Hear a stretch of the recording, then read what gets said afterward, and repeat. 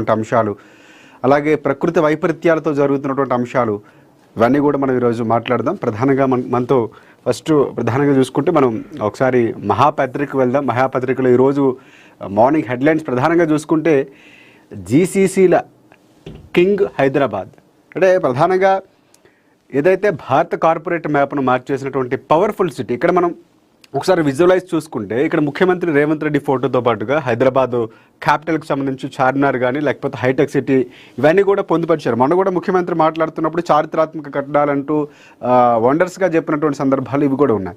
So global సిటీగా మారుస్తామని పదే పదే కాంగ్రెస్ ప్రభుత్వం చెప్పడం, ముఖ్యమంత్రి రేవంత్ రెడ్డి చెప్పడం, ఆ దిశగా ముందుకు అడుగులు వేయటం.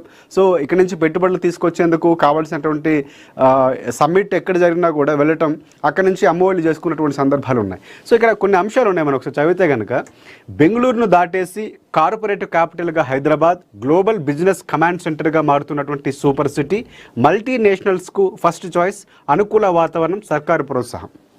ఒకసారి హైదరాబాద్ నేపథ్యం చూసుకుంటే ఇక్కడ కాంగ్రెస్ ప్రభుత్వాన్ని కాదు, ముందు ఉన్నటువంటి ప్రభుత్వాలు కానీ లేకపోతే నిజాం ప్రభుత్వం కానీ ఎక్కడ కూడా క్యాపిటల్ చాలా ముఖ్యం. హైదరాబాద్ లాంటి క్యాపిటల్ ఉమ్మడి రాష్ట్రంలో కూడా కీలకమైనటువంటి క్యాపిటల్గా చెప్పుకోవచ్చు.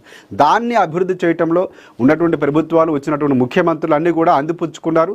దాన్ని ఒక రకంగా యూటిలైజ్ చేసుకొని ముందుకు వచ్చారు. సో దీన్ని అంటే ఇంతవరకు హైటెక్ సిటీయో లేకపోతే రూపకల్పన చంద్రబాబు చేయటమో లేకపోతే ఇంకొకరు ఓఆర్ఆర్కి సంబంధించినటువంటి కాంగ్రెస్ ప్రభుత్వం అప్పుడు టెండర్లు ఇవ్వటం, ఇవన్నీ కూడా జరిగినటువంటి అంశాలు. కానీ గ్లోబల్ సిటీగా మార్చేటటువంటి అవకాశం అంటే ఇప్పుడు మారుతున్నటువంటి టెక్నాలజీ, టెక్నికల్గా ఉన్నటువంటి అంశాలు ఏవైతే ఉన్నాయో హైదరాబాద్లో పెట్టుబడులు పెట్టేందుకు ఒక అనువైనటువంటి ప్రదేశంగా చెప్తున్నటువంటి. ఇంకోటి ప్రభుత్వం నుంచి ప్రోత్సాహం చాలా కీలకం కాబోతుంది.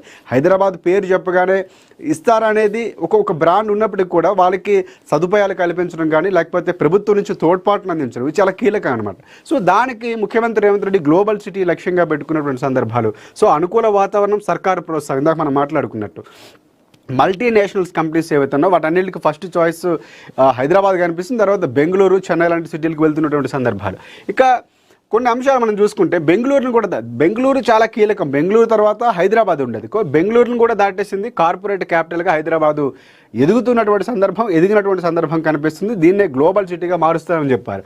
ఇక్కడ కొన్ని అంశాలు చూసుకుంటే హడావిడి లేదు, ఆర్భాటం అస్సలే లేదు. కానీ హైదరాబాద్కు వస్తున్నటువంటి కంపెనీలు చూసి దేశమే షేక్ అయిపోతుంది. జీసీసీల హబ్గా, గ్లోబల్ బిజినెస్ కమాండ్ సెంటర్గా హైదరాబాద్ రూపుదిద్దుకుంటోంది.